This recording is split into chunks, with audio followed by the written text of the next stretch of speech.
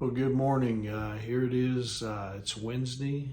It's Hump Day. We're to the middle of the week. It's of course the last day of November, November the 30th, and certainly hope you had a good Tuesday. Hope that you were able to accomplish maybe what you set out to do yesterday, and now hope you're ready for whatever God has for us today. Of course, it's gotten a little colder and the wind's blowing, but anyway, we'll make it and we'll get through, and it'll warm back up as it typically does here in Oklahoma. We're usually up and down a little bit, but anyway, this morning I want to share with you a devotional entitled "Let the Lord Choose for You." Deuteronomy chapter 32, verse 4. It says this: He is the rock, His deeds are perfect, everything He does is just and fair. He is a faithful God who does no wrong. How just and upright He is. Yeah, have you ever drunk something that was so foul that you couldn't finish it?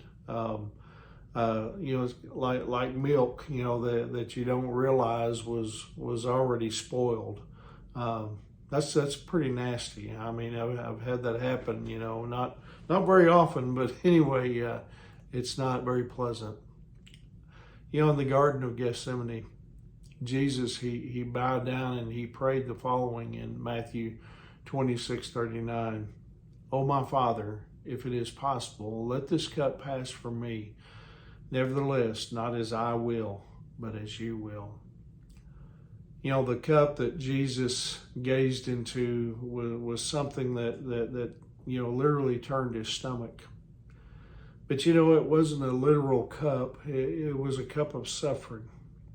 Our Lord, He recoiled, from the knowledge that He, someone who was sinless, perfect, and pure, would have to take upon Himself everything that was sinful, imperfect and impure.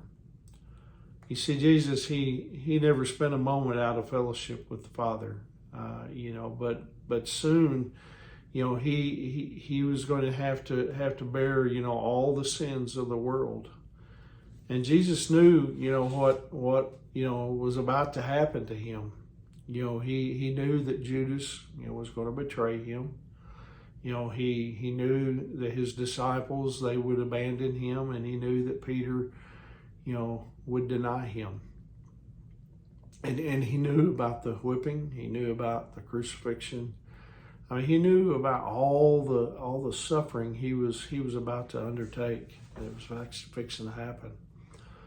You see, Jesus didn't want to drink this cup, but he knew he had to.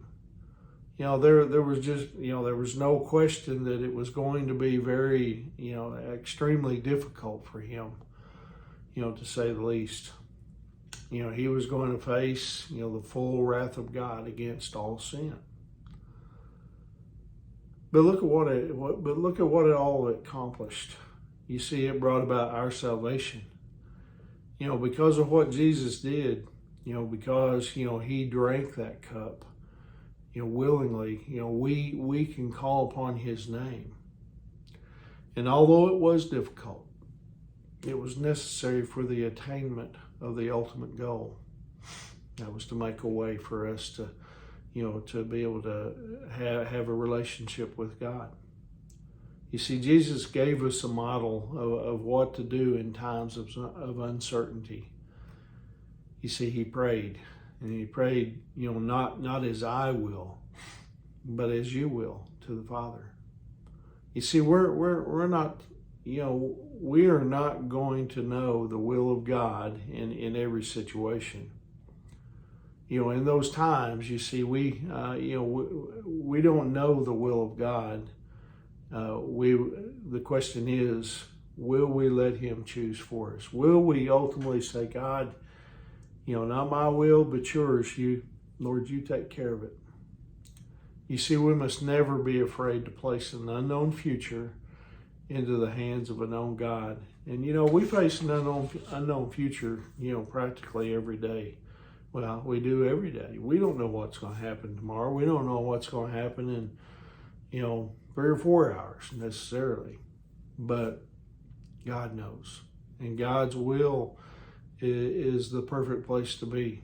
Is to place ourselves in God's hands and say, Lord, it's all up to you, what you want, not what I want. And so that's my prayer for each one of us, myself, you, is that we would bow to the Lord's will in everything. Even when we don't know for sure what's about to happen, God's going to take care of us, and I know that for sure. But anyway, hope that encourages you this morning. Hope you have a wonderful day.